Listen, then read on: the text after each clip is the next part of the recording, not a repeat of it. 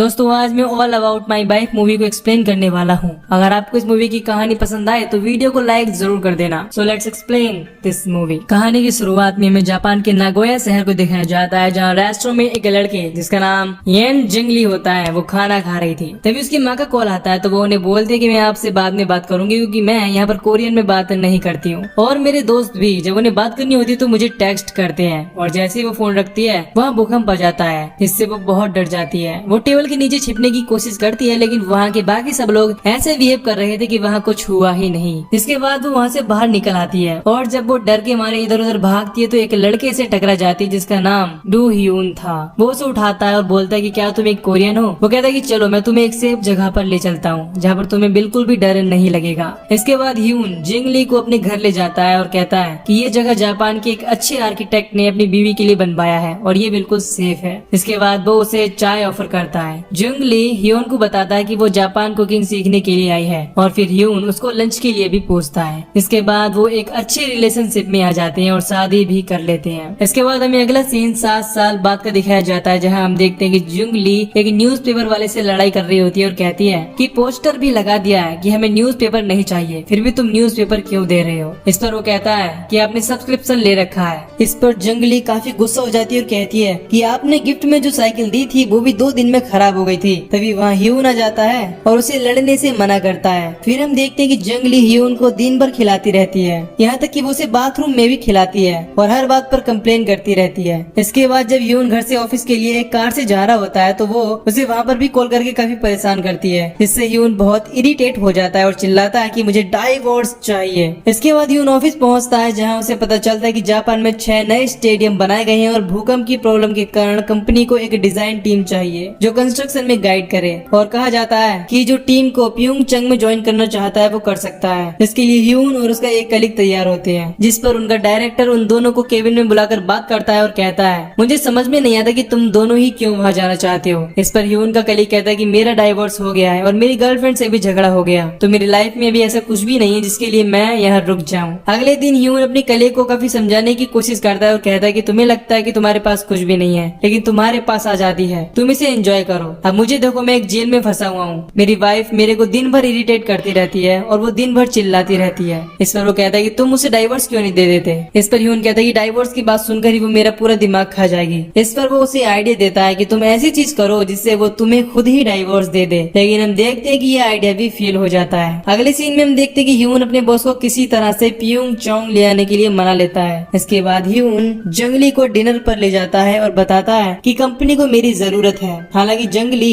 उसे रोकने की काफी कोशिश करती है पर ह्यून उसे किसी तरह जाने के लिए मना लेता है। अगले सीन में हम देखते हैं कि ह्यून प्योंगचैंग के लिए निकल जाता है और बहुत खुश होता है और एक लड़की से भी मिलता है जो एक लोकल रेडियो स्टेशन में काम करती है। लेकिन जब वो रूम में पहुंचता है तो देखता है कि उसकी वाइफ पहले ही वहां पहुंच चुकी होती है, जिससे वो बहुत परेशान हो जाता है। अगले दिन जब ऑफिस जाता है तो उसका बॉस बताता है कि इस वीकेंड हम एक कपल गार्डन पार्टी कर रहे हैं, जिसमें सबको अपने अपने पार्टनर के साथ आना है। इस पर ह्यून बताता है कि मेरी बीवी को कोल्ड हो गया है इसीलिए वो नहीं आ सकती। इस पर उसका डायरेक्टर उसे कलीग क्वांग सिक को बुलाने की धमकी देता है, जिससे ह्यून डर जाता है और अपनी वाइफ को लाने के लिए तैयार हो जाता है। जब ह्यून घर वापस आ रहा होता है तो वो एक आदमी को देखता है जिसका नाम जंग संग ली था। वो देखता है कि उसके पीछे बहुत सारी लड़कियां पागल हैं। इसके बाद वो घर चला आता है और जंगली को कंपनी की पार्टी के बारे में पूछता है। इस पर वो कहती है कि मुझे ऐसी पार्टियां पसंद नहीं है, पर जाना तो पड़ेगा ही। इस पर ह्यून उसे जाने से रोकने के लिए वहाँ पर पानी फैला देता है, इससे वो गिर जाती है। अगले दिन जब पार्टी होती है तो जंगली लंगड़ाते हुए वहाँ पहुँच जाती है और डिनर के दौरान बाकी औरतें उसका बहुत मजाक उड़ाती हैं। इस पर जंगली गुस्सा हो जाती है और पार्टी में काफी हंगामा करती है। इसके बाद जंगली जब घर आती है तो अपने उसी पड़ोसी जंग संग को देखती है, जिसे देखकर उसे लगता है कि वो सुसाइड करने जा रहा है। इससे उसे रोकती है और पुलिस को भी फोन कर देती है। इससे पुलिस उसे और पड़ोसी दोनों को ले जाती है और तब तक उसका हस्बैंड ह्यून भी आ जाता है और वो जंगली को समझाकर वहाँ से चलने के लिए कहता है। और जब पड़ोसी जंग संग बाहर निकलता है तो वहाँ काफी लड़कियां उसका वेट कर रही होती है, पर वो उन सबको धोखा देकर वहाँ से निकल जाता है। तभी वहाँ खड़ा हुआ एक आदमी ह्यून से कहता है कि तुम अपनी वाइफ को उससे दूर ही रखना। अब ह्यून जो कि अपनी वाइफ से काफी परेशान हो चुका था, वो उसी जंग संग ली से मिलता है और अपनी वाइफ को सीड्यूस करने को कहता है और ये भी कहता है कि मुझे उससे बचा लो, पर वो मना कर देता है और कहता है कि मैंने ये काम बंद कर दिया है। इस पर वो सुसाइड करने की धमकी देता है और किसी तरह से उसे कन्विंस कर लेता है। इसके बाद जंग संग कहता है कि तुम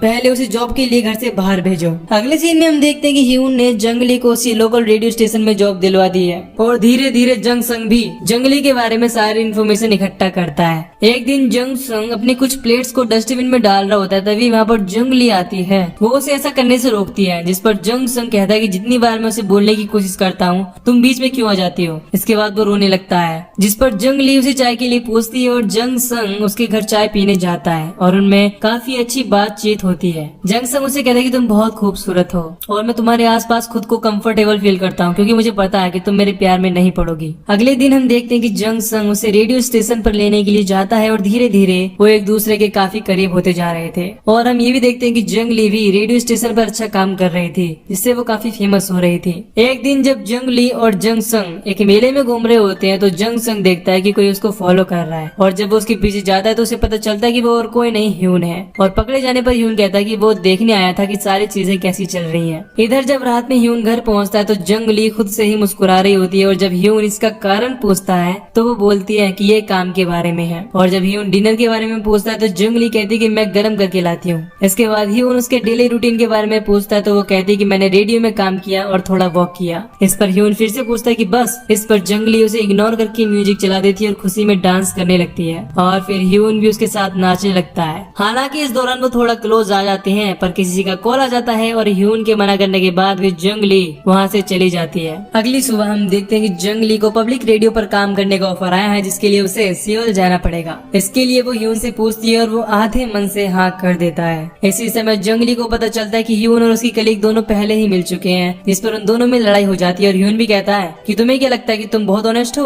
और इसके बाद जंगली उसे छोड़कर चली जाती है। फिर हम जंग संग और ह्यून को देखते हैं। जंग संग कहता है कि वो फिर वापस आएगी, पर अगर तुम उससे अपना पीछा छुड़वाना चाहते हो तो तुम्हें उसे वापस करना होगा। हालांकि इस दौरान ह्यून हमें खुश नहीं दिखता। अगले सीन में हम देखते हैं कि जंगली धीरे धीरे काफी पॉपुलर हो रही थी, और एक रात वो एक कार लेकर आती है, जिस पर ह्यून थोड़ी कंप्लेन तो करता है कि तुमने सेकंड हैंड कार क्यों ली। पर जब जंगली कहती है कि मैंने अपने कंफर्ट के लिए इसे लिया है, क्योंकि अभी मैं बस यही अफोर्ड कर सकती हूँ। इसके बाद वो कहती है कि मैं तुम्हारे लिए खाना लेकर भी आई हूँ, और फिर जंगली सॉरी भी बोलती है, जिस पर ह्यून बोलता है कि चलो अंदर चलते हैं। पर वो कहते हैं कि नहीं, मुझे कहीं जाना है, और वो बड़े ही प्यार से उसे गुड नाइट विश करके वहाँ से चली जाती है। फिर हमें जंगली और जंग संग को दिखाया जाता है, जहाँ जंगली जंग संग को एक नॉवेल की स्टोरी सुनाती है। इसे सुनकर वो काफी इमोशनल हो जाता है। ह्यून उसे कॉल करने की कोशिश करता है, पर जब उसका कॉल नहीं लगता है तो वो काफी परेशान होता है। और उसी दौरान उसके हाथ एक छोटी सी नोटबुक लगती है, जिसमें जंगली ने लिखा होता है कि मेरी सिर्फ यही विश है कि हमारे छोटे छोटे बच्चे हमारे बने हुए घर में घूमे और हमारी छोटी सी एक खुशहाल फैमिली हो। इसे पढ़कर ह्यून काफी इमोशनल हो जाता है और वो कार लेकर वहाँ से निकल जाता है। इधर जंगली और जंग संग ड्रिंक कर रहे होते हैं और फिर वो वॉक पर जाते हैं। इस दौरान वो काफी क्लोज आ जाते हैं, पर जंग संग खुद को रोक लेता है, हालांकि ह्यून उन्हें देख रहा होता है।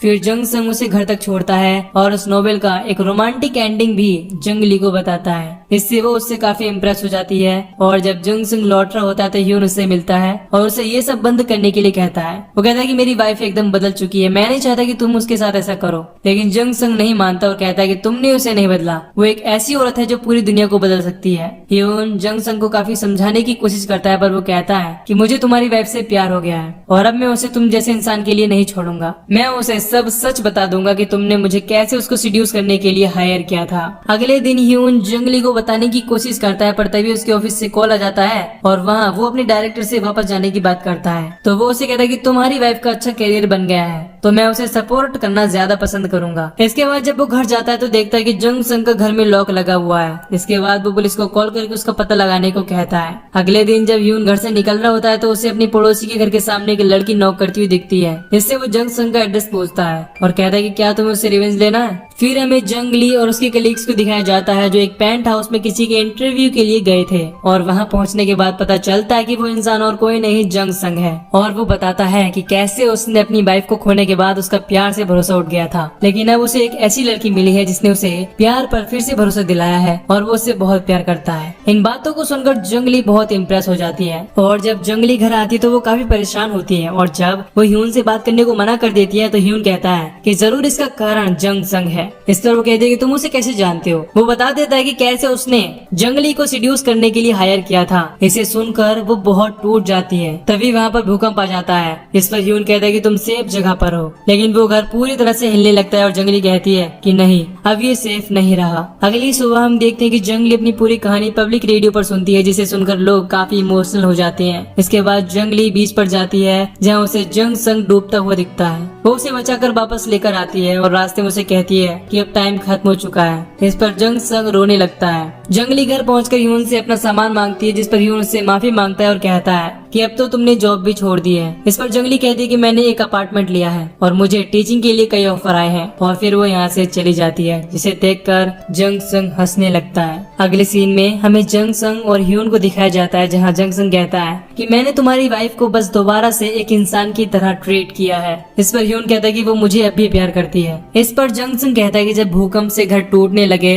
तो हमें उसे दोबारा और मजबूती से बनाना चाहिए। इसी तरह रिश्ते भी होते हैं। फिर हमें 1 महीने के बाद का सीन दिखाया जाता है, जहाँ जंगली और ह्यून डाइवोर्स के लिए गए होते हैं, पर इंटरवल होने के कारण वो दोनों साथ में एक रेस्टोरेंट में खाना खाने जाते हैं, जहाँ उनकी पहली मुलाकात की यादें ताजा हो जाती हैं। इससे वो दोनों फिर से एक हो जाते हैं और यहीं पर ये मूवी खत्म हो जाती है। तो दोस्तों, अगर आपको इस मूवी की कहानी पसंद आई हो तो वीडियो को लाइक और चैनल को सब्सक्राइब कर दीजिए। बाकी मैं मिलूंगा आपसे न्यू वीडियो में। Till then take care, love you, bye bye.